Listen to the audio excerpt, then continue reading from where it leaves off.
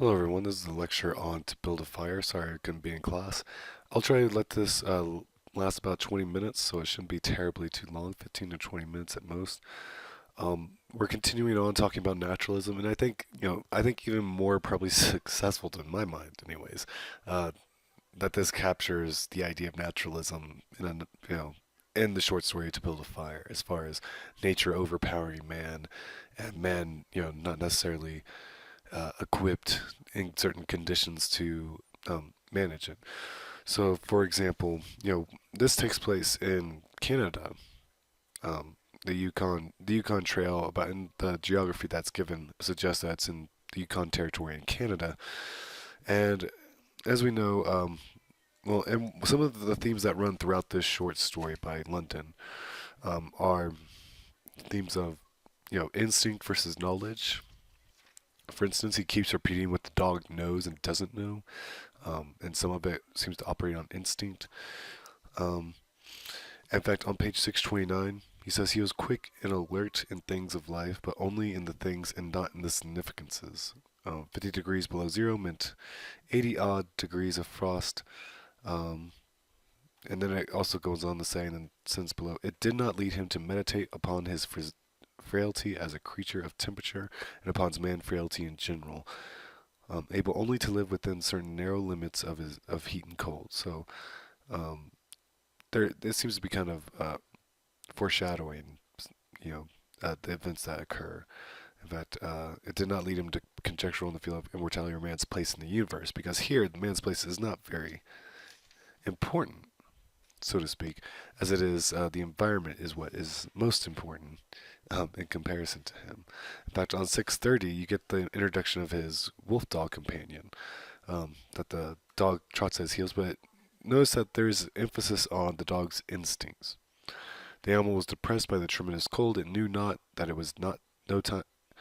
It knew that it was no time for traveling. Its instinct told it a truer tale than was told by the man to the man by the man's judgment. So the instinct seems to be more significant here than knowledge.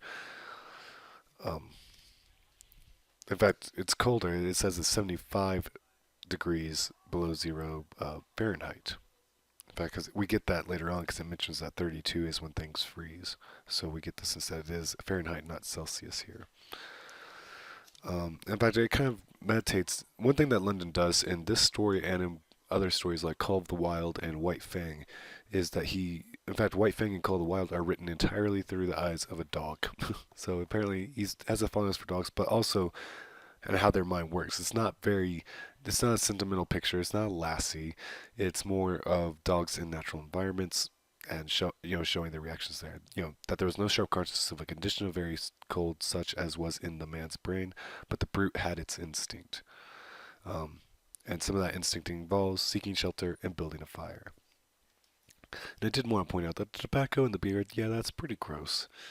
Because it's a pretty rugged image of this. In fact, the original story said for boys only, so there's something and if you read the introduction, it says that Hemingway was influenced by London. And you can kind of see that because there's something of a masculine attitude contained in this story, although it fails, nevertheless. I mean, there's a ruggedness, there's a frontiersman in the wilderness of Alaska, but none of that saves him. He has all this knowledge. In fact, he has knowledge from the man in Sulphur Creek, as it says later on, but that doesn't help him.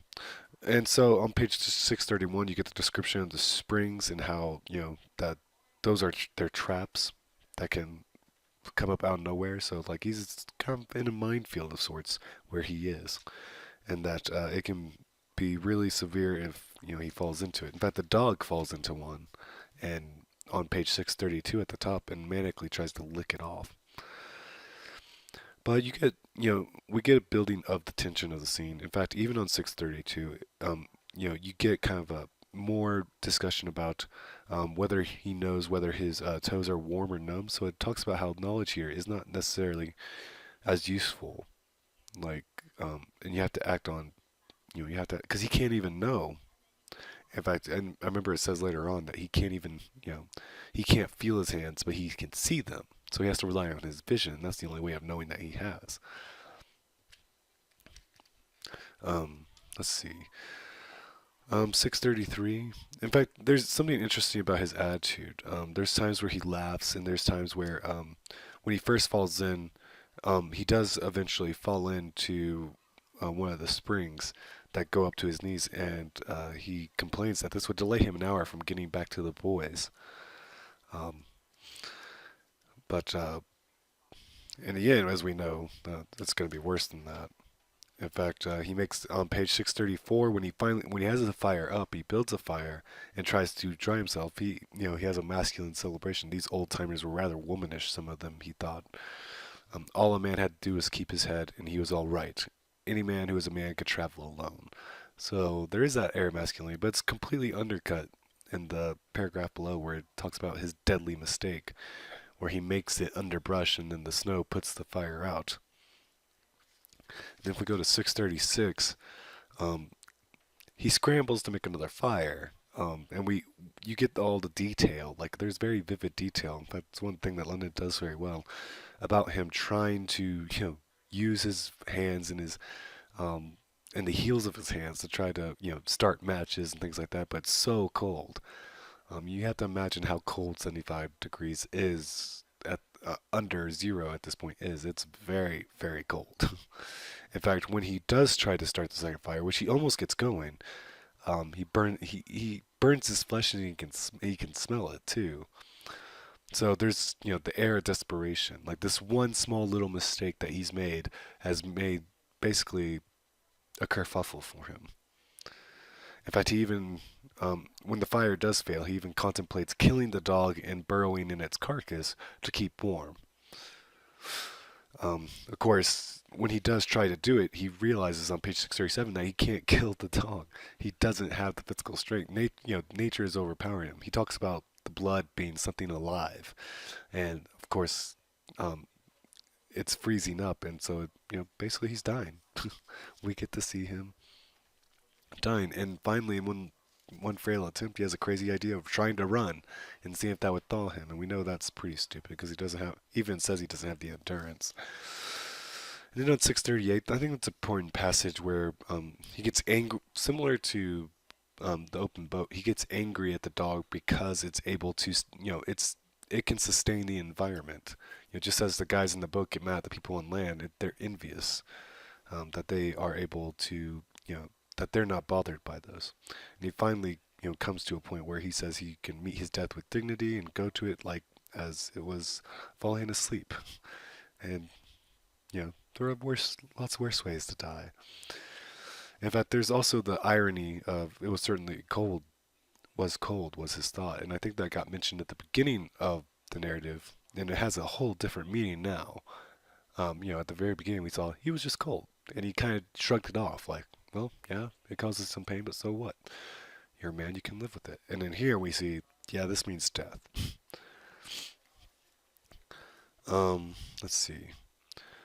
And then it talks about the dog sat facing him, waiting. The brief day drew to a close in the snowy twilight. In fact, the dog is, I think, an interesting touch that draws the severity of his situation, obviously, because it can't know that he's dead. He knows that that's not how the man is supposed to sit and make a fire, but he doesn't know he's dead until he gets the scent of it.